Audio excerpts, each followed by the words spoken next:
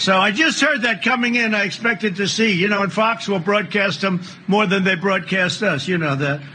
We've seen the blueprint here in Minneapolis. The city recently voted to abolish the police department. They actually did. They actually went to that extent. These people, fools.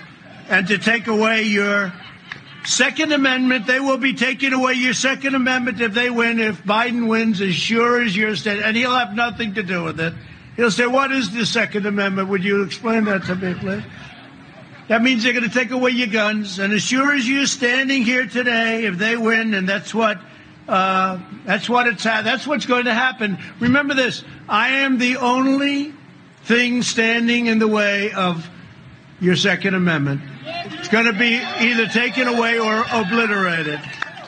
And by the way, many other things, like we lower taxes and like we lower regulations and like we build the strong military, we take care of our vets, we have veterans' choice, veterans' accountability, and all things that nobody thought were going to be happening. After the riots in Minneapolis, Kamala Harris, you know her? She's the one who finished so badly that she was embarrassed. She ran out of town. And then they said, we're going to choose you for vice president. I mean, she finished so badly. She started off strong, day one. After that, everyone really understood her, understood what she represents and who she represents. And she went down like a rock in water.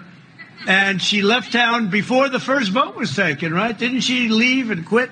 And also, there was nobody that was meaner than said horrible things about Vice President Biden and Kamala, even worse than Pocahontas, right? She was nastier and meaner and more vicious than Pocahontas.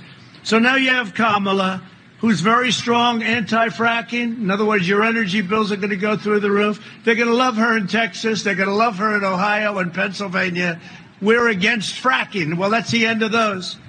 I said before, George Washington could be running for office. If he's anti-fracking, anti-guns, and anti-religion, he's going to have a hard time.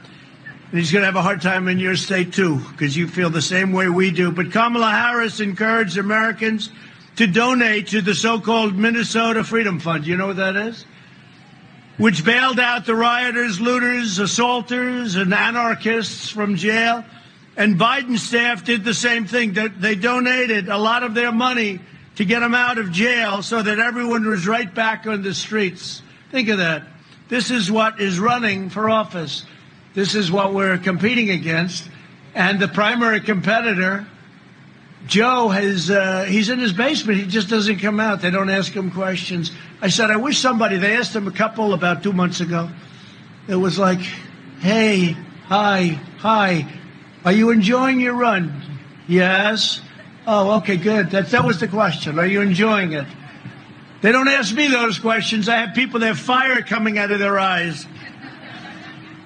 But their sympathies lie with lawbreakers and with criminals. My heart is with law-abiding, hard-working Americans like these people. And my heart's also with the great men and women of law enforcement who are treated very badly. KB Bell is a